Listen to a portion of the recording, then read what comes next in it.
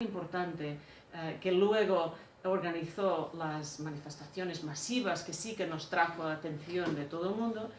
Y es una historia que no se conoce mucho, porque muchas veces la gente piensa en el punto de inflexión que era la manifestación del 10 de julio de 2010, que era la respuesta a la sentencia de la Constitucional en contra del Estatuto de Autonomía, pero en 2010 ya habían pasado muchas cosas muy importantes. Y voy a comenzar entonces un poco antes. Voy a comenzar al final del 2008, que es un momento en que se está comenzando a utilizar mucho los blogs y la web y tal, y hay una frustración latente en Cataluña por todas las negociaciones que han rebajado las expectativas del Estatuto de Autonomía. Todavía no ha llegado la sentencia, pero sí que el estatuto que se escribió en Miravet no es el estatuto que se votó, y además hay este recurso del PP en contra. Y la gente está frustrada. Y 7 personas de diferentes partidos y de diferentes, digamos,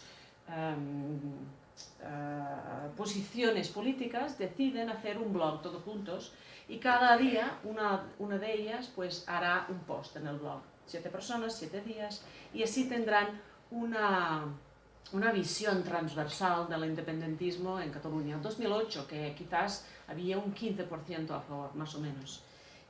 Y una noche, al final de 2008, uno de ellos escribe un post y dice: ¿cómo es que nosotros no tenemos un líder carismático como el Martin Luther King? Que él fue a Washington DC y pudo agregar 100.000 personas. ¿Cómo es que nosotros no tenemos una persona así? ¿Y por qué no vamos nosotros a Madrid con 100.000 personas? Estaría súper bien. Y otra persona, un par de horas más tarde, dice: 100.000 personas son muchas. Y Madrid, quiere decir, ¿por qué no vamos a Bruselas? Y Bruselas, bueno, 100.000 personas son muchas, pues 10.000 personas. Y aquí en este blog nace una idea, que yo creo que es una idea un poco loca, de ir a hacer una manifestación a 1.300 kilómetros de casa en Bruselas, con 10.000 personas, que es súper difícil.